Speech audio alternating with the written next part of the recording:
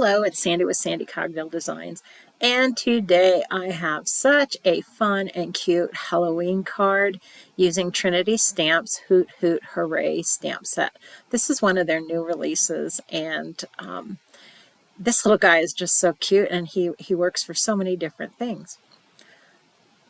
Go ahead and give me a thumbs up if you like this video. If you want to be notified of future videos, go ahead and hit that subscribe button. You can follow me on Instagram at Sandy Cogdell or on my blog www.sandycogdelldesigns.com. All right, let's get started. The snow globe die set that I'm using is also from Trinity Stamps. I am using this snow globe card die set, and I am just using the snow globe from that. So I've got my cardstock cut out, the inside of my snow globe, and I'm going to go ahead and stamp on my little owl from the Hoot Hoot Hooray stamp set. I'm using the one that's on the branch, although any one of the other owls would be really cute in this also. I'll go ahead and get that stamped with my Misty. And then the really cool thing about this set is that it also comes, or you can also order a masking set for this stamp set. And this has turned out to be actually pretty handy. I've used it several times now. So if you can see in my Misty, I've got that mask piece up on the top of my Misty, and once I get my little owl stamped, I will go ahead and place that mask on top of the stamped image. Next, I want to lay in a grassy area or ground area. So I'm going to use a stencil. This one happens to be a lawn fawn stencil. I think it's called hillside stencil, something like that. Anyway, I'm going to lay that at the bottom of my little cutout piece, and I'm going to lay in some Twisted Citron Distressed Oxide ink. I'll get a nice smooth coat or nice even coat on the bottom of that, and then I'm going to come back in with a little bit of Rustic Wilderness, and I'm just going to touch up that top edge and the sides just to give it a little bit of dimension. Now I'm going to use that same hillside stencil as a mask. I'm going to go ahead and tape that down. And then I'm going to come in with a little bit of Salty Ocean Distressed Oxide ink. And I'm just going to blend in some ink all over the upper part of that circle piece. Being careful when I go over those little limbs on the branch not to move that around so that I get ink where I don't want it. To add a little bit of dimension to this piece, I'm going to use Prize Ribbon Distress Oxide ink, and I'm just going to go around those outside edges. This is the first time I have used Trinity Stamps' new small blending brushes, and I love them just as much as I like the bigger blending buddies. They are just, I can't even explain it. The bristles are so soft, and they do such a nice job of putting the ink on without creating any type of harsh line. I am a big fan. Now that I've got everything inked, I'm going to go ahead and put that piece back in my Misty, and I'm going to add some of the magic to it. So I am using Trinity Stamps Spooky Silhouette stamp set, and I'm just going to go in. I'm going to add a tree on both sides of that. I will add in some gravestones. I think I've got a little pumpkin in there. And I'm just going to keep going back and forth on my Misty and adding more pieces. I think I even have some little grass tufts in there. And just kind of make it a little bit magical. So I am using Memento Tuxedo Black ink. And because there is quite a heavy layer of ink on this paper, I'll go ahead and stamp those a couple of times. And then I just let that stamp rest on the paper so that the paper has a chance to absorb the ink. Oh yeah, and you can't forget the little bats up in the nighttime sky, because how could you have a Halloween card without at least one bat on it? Okay, now that we have that mask peeled off and our background all ink, it's time to start coloring. I have used Copic markers for this card. The colors that I'm using are E30, YR23, Y26, and YR27. Those are the colors that I used on the owl's body. For his little beak and claws, I used YR13, YR16. The tree branch is E23, E27, and E59. I did try to color in the leaves. They kind of got lost in the inking, but I did use a G29 to color in those few leaves that are on the branches. After I got those all colored, then I just went in with my white ink gel pen and just added a few highlights here and there. Okay, when I make shaker cards, I like to use cardstock to build my well, as opposed to trying to use foam tape to kind of go around shapes, especially something that's this rounded. So I have cut out 6 pieces of cardstock using the snow globe die, and I'm just going to go ahead and glue those together. I need to determine where I want my snow globe to fall on my card. So I've got a piece of cardstock that is now cut 5 1/4 by 4. I'm going to rest my little snow globe well that I've created with the stacked pieces of cardstock. I'll lay that on my card, and then I will just glue the back of the inside of my snow globe and get that placed on the orange cardstock.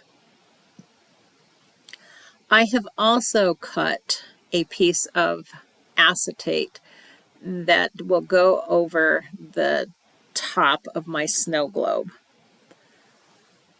I did that by using the card die and then just trimming the excess acetate off around it so it wasn't hanging out over the edges.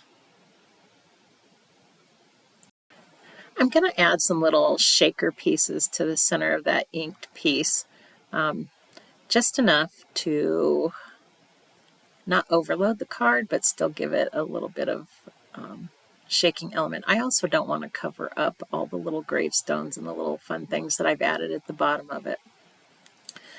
Okay, now I'm going to bring you along with me on the struggle bus. So as I was working with this snow globe, I decided that I didn't like the white on the outside of the pieces that I had stacked together and the top of my snow globe. So I went in with a black marker and I inked up the edges of the snow globe. Once I got that glued onto my card, then I didn't like the white of the snow globe either. So I decided that the top of my snow globe needed to be black, but then the white of the actual well was showing, so that needed to be black also. So I took a black marker and I inked up the outside where any of the white was showing, and then I cut another snow globe out of black cardstock for the front of my snow globe, if that makes any sense. But my suggestion to you is just cut everything out of black cardstock and no problems. I don't know why I started with white cardstock. I don't know what I was thinking, but it definitely was not giving me a very big Halloween vibe. So that was my big struggle with this card. And as you can see, I am still on the struggle bus trying to make the black snow globe look good. As I'm doing this voiceover, I'm just sitting here watching this going, why didn't you just start over on the snow globe before you glued it to the cardstock with all black. But I guess I needed to just force my will on it. I don't know. But you have to admit, the black is definitely what this card needed. Now I'm just going to do a little bit of ink blending on the front part of the snow globe and around the outside edge of that orange cardstock. I'm going to use Villainous Potion on the purple cardstock, and then for the orange, I'm using Crackling Campfire, I believe is what it's called, and they're both Distress Oxide inks. I do this for most of the die cuts that I cut out. I just like to add a little bit of softness to those edges. For the sentiment on this card, I am using Halloween Sentiments die set. I've got the back shadow part cut out of black cardstock, and then I'm going to take a blue piece of cardstock, add on some double-sided adhesive tape, and run the actual letter part of that die through my die cut machine. This is an easy way to get those tiny skinny letters to glue on to the background.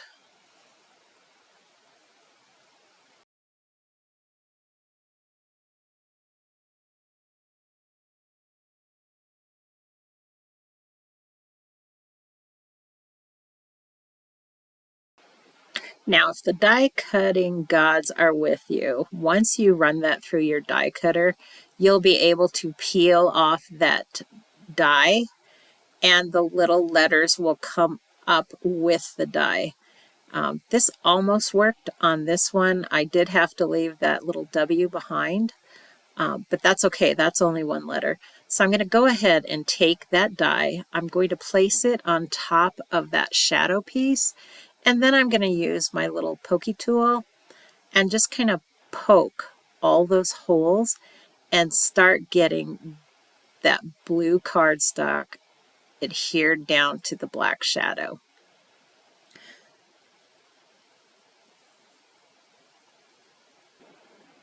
Once I have that flipped over and the die pulled off, all I have to do is go back in and kind of pick out like the center of the P, the center of the O's.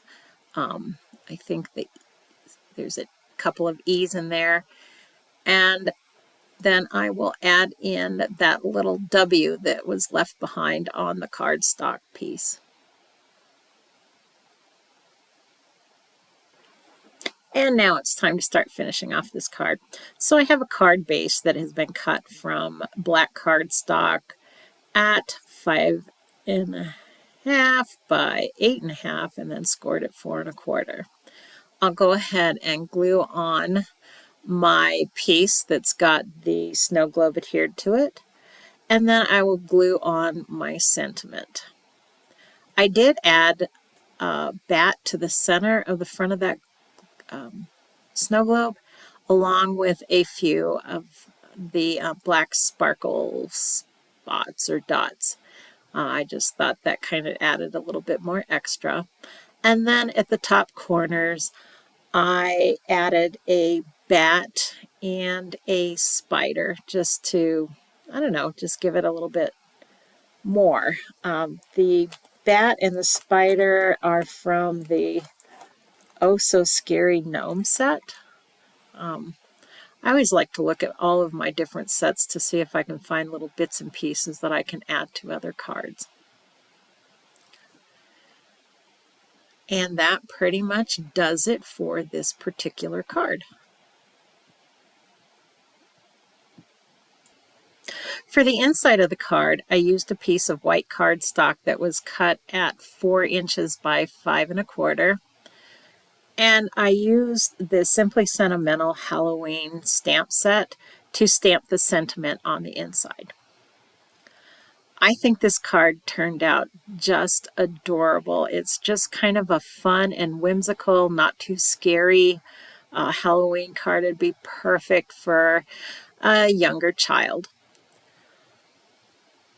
Okay, Go ahead and give me a thumbs up if you like this video. You can subscribe to be notified of future videos, and you can follow me on Instagram at Sandy Cogdell, and there are more details on my blog. Thanks so much for stopping by today, and I hope you've enjoyed following along with this process. We'll see you again. Bye-bye.